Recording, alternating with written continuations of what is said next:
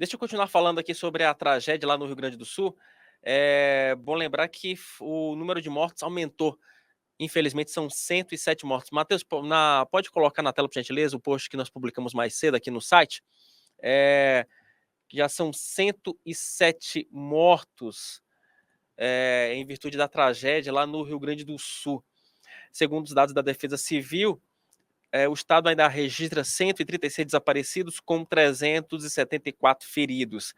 São, ao todo, 425 municípios que foram atingidos e 1,4 milhão de pessoas afetadas. Tá aí. A gente publicou o post mais cedo aqui em O Antagonista. Deixa eu aproveitar, porque aqui a entrevista não para, deixa eu já chamar o deputado federal, Seu Moreira, do MDB do Rio Grande do Sul, que tá... Deputado, o senhor está em Porto Alegre, não é isso, querido? Boa tarde para você. Agora estou indo para Palmares do Sul, Wilson. Aliás, um abraço para ti. Obrigado por esse espaço de jornalismo tão qualificado e tão comprometido e tão isento, né? Porque a gente fica extremamente feliz quando vê alguém fazendo bom jornalismo. Ainda mais num momento como esse, que a mentira não ajuda em nada, né? A inação não ajuda em nada, a narrativa por narrativa não ajuda em nada, e alguém está preocupado em realmente amarrar as pontas, botar quem pode ajudar e quem precisa ser ajudado no mesmo espaço. Parabéns e obrigado. Nós agora estamos indo para Palmares do Sul, porque a lagoa encheu aqui, está alagando tudo. Logo depois nós vamos para Porto Alegre. Ontem nós tivemos no Vale do Caí. Taquari? Anteontem... Pois não? É Vale do Taquari, não, né? Não, do Caí. Caí. Amanhã estamos no Taquari. No dia anterior tivemos no Vale dos Sinos, onde tivemos aquele registro com as empresas de calçados, com milhares e milhares de pares perdidos e os empregos dos funcionários, a empresa no meio da lama, com máquina de precisão, imagina, com máquinas que funcionam com sistema eletrônico, com chip de computador em todas elas, todas ficaram embaixo d'água, com 1,5 metro de água, tem que fazer tudo funcionar de novo. E a gente estava lá, viu? Porque o que a gente precisa perceber é o seguinte: quando a gente está num processo de tragédia, por exemplo, como agora, os fluxos não podem ser os normais, porque os normais não chegam no tempo certo. Então, naquelas empresas, por exemplo, a possibilidade de ter um emprego de volta é ter uma faixa de financiamento sem juro, com 2 anos de carência, 8, 10 para pagar, que permita que o proprietário da empresa possa fazer a empresa funcionar em 20 dias, 30 dias no máximo. E todas as empresas voltando a funcionar, volta os empregos, volta as pessoas que vão receber o seu salário, oxigena a economia, toca essa roda dentada, que um dente toca a outra roda. Então, quando a gente fala em prioridades nas empresas, não está querendo ajudar o empresário, que precisa de ajuda também, mas não está trabalhando em a cadeia, tá? Mas eu queria te pedir uma coisa que a gente pediu hoje no ar. As empresas que são afetadas, de qualquer natureza, e que tenham produtos no mercado, seria importante colocar aí para o Wilson, no Antagonista, o nome das empresas afetadas, porque uma forma de refinanciar essa empresa é comprar os produtos delas. Se as empresas que foram afetadas, que estão com os produtos no mercado, se a população comprar o produto dela, quando ela voltar a funcionar, ela está cheia de pedidos para atender e isso vai mobilizar completamente. Então, qualquer pessoa em qualquer lugar do Brasil pode ir lá e comprar uma empresa dessa marca que foi afetada pela água, que está completamente cheia. Se ela compra um par de calçado, uma roupa, uma comida, qualquer coisa que foi produzida, ela está ajudando essa empresa a voltar para o eixo. Então, a gente tem que pensar em soluções criativas, alternativas, que de todos os lados podem aparecer. É isso que nós estamos fazendo. Deputado, acho que tem uma imagem muito marcante que, inclusive, o senhor mandou aqui para a nossa produção, pela sua assessoria, inclusive um abraço para o colega da sua assessoria, que foi da fábrica da Concello, lá em Três Coroas. Que aquela imagem nós exibimos aqui no programa de anteontem, uma imagem, assim, chocante, né? Coloca aí, por gentileza, Matheus, a imagem do deputado Seu Moreira, mostrando aí os sapatos. Matheus, coloca, por gentileza, na tela aí, Matheus. Pessoal, esse cenário aqui, ó, ele se repete em todo o Vale todo calçadista. Todas as empresas, a água não pede licença. Ela entrou com 1,5 metro de lama, e aí 30 mil pau de calçados prontinhos para ser entregue estão aqui. Agora toda a matéria-prima, que eles têm uma empresa ativa em série, eles perderam absolutamente tudo tem que recomeçar. Então, o que a gente precisa agora é um levantamento claro de quanto precisamos de créditos com tempo de carência, o sem juro, para eles poderem recomeçar outra vez. Os parceiros ateliês, todos têm que se apoiar neles, porque eles não têm condição de ter crédito para atender. Então, vai passar o crédito para a empresa mãe e ela vai passar para os outros para poder fazer essa máquina rodar tudo outra vez. Nós vamos conseguir, pode ter certeza disso.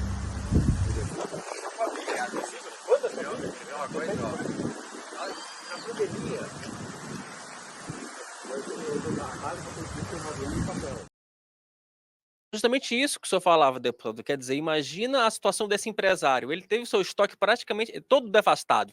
Ele não tem mais estoque de sapato. Até ele conseguir recuperar esse estoque para que ele consiga vender para frente, né? Quer dizer, você vai ter um período, você tem um gap. E tem um detalhe: esse empresário ele vai precisar honrar sua folha de pagamento, porque ele não pode sair demitindo a esmo os trabalhadores que eles têm hoje, até porque são pessoas que também foram vítimas das enchentes. Então, essa é a questão também dramática pela qual vive o Rio Grande do Sul, não é isso, deputado? Essa é a empresa Seconello, mas como essas, nós temos dezenas, né, no Vale dos Sinos, que são empresas enormes, enormes, algumas como a Beira-Rio, que é a maior do Brasil, todas foram afetadas. Então é o seguinte, alguns têm solução própria, porque tem plantas em outros lugares que não foram afetados, outros não. Outros têm a única unidade ali, eles não têm mais condição de fazer funcionar. Então, o que a gente está pedindo é o seguinte, precisa ter uma forma de fazer essa máquina funcionar de novo. A outra empresa que eu visitei, lá com o Alexandre, ela tinha 60 mil pares de calçado. Pensa comigo o que é o cenário disso. 60 mil pares de calçado está dentro da expedição. É aquele lugar mais alto onde o caminhão encosta a carroceria, bem na altura, para poder carregar 60 mil pares de calçado na caixinha, pronto para ir para as lojas. Tudo na expedição, com nota, com tudo. 7 da noite. 2 da madrugada, a água entrou, rebentou aquela porta de metal completamente, e aqueles pares de calçado saíram nadando o rio abaixo. 60 mil pares de calçado foram embora. Eu olhei a empresa deles é um mar de lama, está tudo dentro d'água, todo o material que eles tinham, tudo foi embora. Tá? A maioria do material desse, quase 100%, não é utilizável outra vez. A umidade destrói o material. Então, eles vão ter que comprar tudo outra vez. Eu poderia citar essas empresas de calçados, mas eu posso citar as empresas de alimentos, posso citar a empresa de moveleira, posso citar de qualquer desses setores, eles estão afetados. O que é muito importante que a gente fazer? Eu queria deixar claro isso. Na outra enchente que nós tivemos aqui no Vale do Taquari, o governo veio para cá e tinha centenas de reuniões com anúncio de receita e dinheiro que nunca chegava. Por quê? Porque a catástrofe não pode observar o sistema normal do fluxo de recurso federal ou estadual que chega aqui. Porque esse sistema transforma a emergência em permanência. Um mês depois, o chefete lá em Brasília não bota o carimbo embaixo e assina, porque ele tem medo de infringir a lei esta ou aquela. O dinheiro nunca chega. O presidente da República teve num dia aqui no Rio Grande do Sul, em Santa Maria, e lá para a entrevista, eu sou do Grêmio, do Colorado e coisa e tal, o cara percebeu que aquela reunião era muito parecida com as anteriores. E eu fui extremamente duro numa crítica, quase beirando a irresponsabilidade de quem faz uma entrevista desta, anuncia que não vai ter limite de recurso e o recurso nunca chega. Não posso dizer o mesmo hoje. No domingo, apareceu aqui o presidente da República, com o presidente da Câmara, o presidente do Senado, gente do Supremo, gente do Tribunal de Contas da União, o corpo inteiro sentado numa mesa, os ministros já com conhecimento de quadro, tendo visitado o Rio Grande do Sul quase inteiro, né? Hoje, por exemplo, 1h30 da tarde, o ministro da Agricultura vai fazer o anúncio de grande parte das medidas para resolver o problema do agro, inclusive com alimento para a vaca leiteira que não tem o que comer e tem que chegar o alimento imediatamente. Mas eu tenho que dizer que agora a pauta do governo do Estado e do governo federal está absolutamente integrada. A medida provisória que sai hoje ou amanhã, ela faz a regulação de como fazer o recurso chegar onde a pessoa precisa, não cumprindo os ritos normais, mas também não abrindo mão da transparência. Nossos amigos do Ministério Público, do Tribunal de Contas, têm que ir lá, porque o recurso vai ser liberado para os municípios e vai ter alçada. Porque aquele recurso enorme, gigante para a infraestrutura posterior não virá agora. Agora virá o recurso para a emergência. E na emergência, viu, para ter noção, é o seguinte, na mesma cidade, o hospital foi invadido, a creche foi invadida, a escola foi invadida, o posto de saúde foi invadido, as pessoas não têm onde morar, a casa foi embora, não tem alimento para o gado. Então, o corpo é multifacetado, a estrada está interrompida porque o morro desceu e ficou em cima da estrada, a ponte a água levou. Tá? Então, eu preciso de recursos para poder fazer aquilo que é prioritário, mais importante. Esta medida provisória que está sendo publicada agora, salvo o melhor juízo, pelo que estou conversando com todas as pessoas, vai fazer a compreensão dessa regulação que permite que o recurso saia da fonte de origem, chegue nos municípios e imediatamente o prefeito com o comitê possa fazer o dinheiro chegar onde as pessoas precisam. Tá? Então, eu estou dizendo a mesma coisa que disse ontem. Né? Hoje, pelo menos o sistema está todo consciente de que essa integração num projeto de tragédia como esse, uma catástrofe, ele tem que seguir outro rito de liberação de recursos que não seja o rito normal. Além disso, preciso te dizer que a solidariedade com o Rio Grande do Sul é tão gigantesca que é de chorar. As cores do Rio Grande do Sul estão nas bandeiras dos prédios em todo o Brasil. Eu recebo telefonema de todo mundo querendo fazer doação de todos os jeitos. É o Pix aqui, é o outro ali, é caminhão de água, caminhão de produto em tudo que é lugar.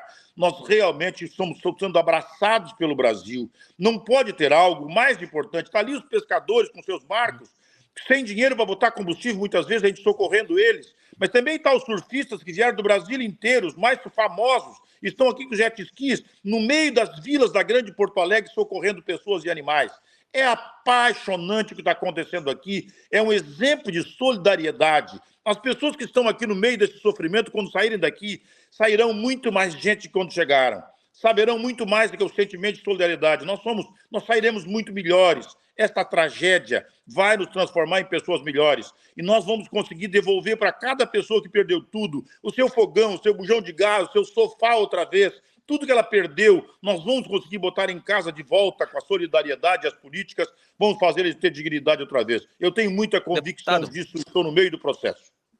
Deputado, só para a gente fechar, e de antemão eu quero te agradecer muito pela sua disponibilidade e também pela sua paciência, porque eu sei que o senhor teve que esperar uns 10 minutos enquanto eu conversava com o Pablo Massal, então eu sei que o tempo do senhor é ouro, né? Então eu sempre faço essa ressalva no ar, porque eu acho que quando a gente valoriza o tempo do outro, a gente também não só é gentil, como a gente também reconhece que as pessoas têm as suas coisas, têm seus compromissos, enfim.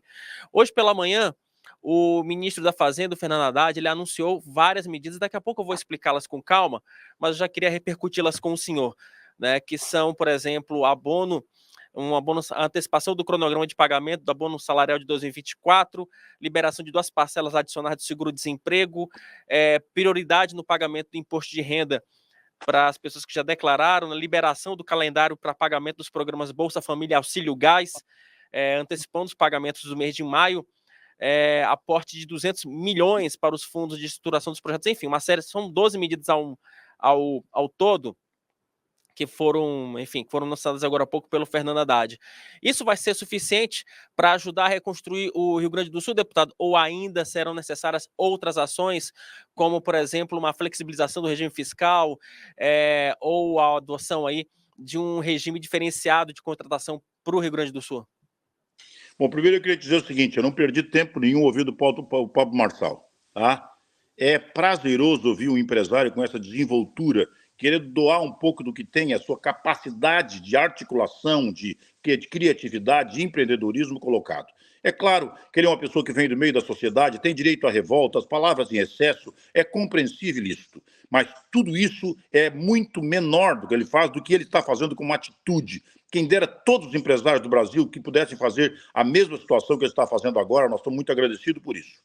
Vamos dizer, as medidas publicadas pelo ministro Haddad são todas de grande importância, mas insuficientes. Porque é preciso muito mais. As cidades precisam fazer a roda dentada tocar no dente da outra roda. Eu preciso fazer com que o hospital volte a funcionar, a escola tem que voltar a funcionar, a creche tem que voltar a funcionar. Eu preciso fazer com que a cooperativa que compra todos os produtos integrados precisa funcionar. Uma cooperativa só vai precisar 500 milhões, 600 milhões de reais. Ela precisa ter esse crédito do BNDES direto, sem spread.